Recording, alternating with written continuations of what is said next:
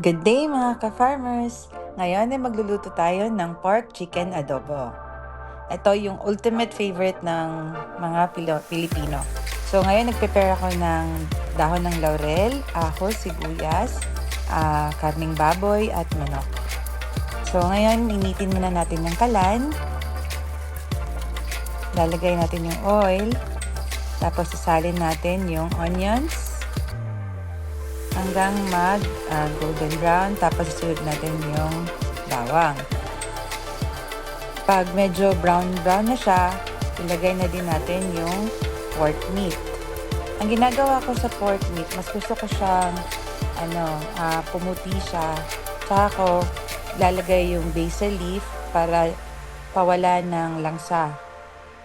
Tapos ayan, mix muna tayo hanggang mag-whiten na siya. Pag nag-whiten na siya, pwede na nating, or mag-golden brown, pwede na nating ilagay yung mga manok. Or yung ginamit ko dito are wings, chicken wings. So, ayan, pag nalagay na lahat, pwede nang lagyan ng paminta, yung pangpalasa na gusto niyo po. Black pepper powder at yung whole black pepper. Tapos mix mo lang ng maayos, and then hintayin mo na mag-whiten na din yung manok, maluto na siya, takpan. Tapos isalin yung Coca-Cola. Mas gusto ko gamitin yung Coca-Cola or Sprite Zero kasi sa pagkakaalam ko wala siyang sugar content, no? Pero nakakapatulong siya magpalambot ng karne.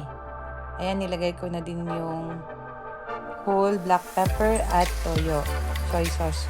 So sa paglagay ng toyo, nasa inyo lang kung gaano kaalat, anong preferred taste nyo. So ayan, nilalagay ko yung suka sa dulo na kasi sabi nila pag last mo na ilalagay yung acid, mas malasa yung adobo. So ayan, nung na-dry na siya, na-dry up na, wala na masyadong sabaw, nilagay ko na yung olive oil.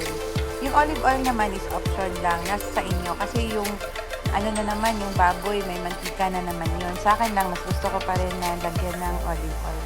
So ayan, tapos na yung recipe natin, ready to serve na. At lagyan natin pala ng boiled egg, nakalimutan ko.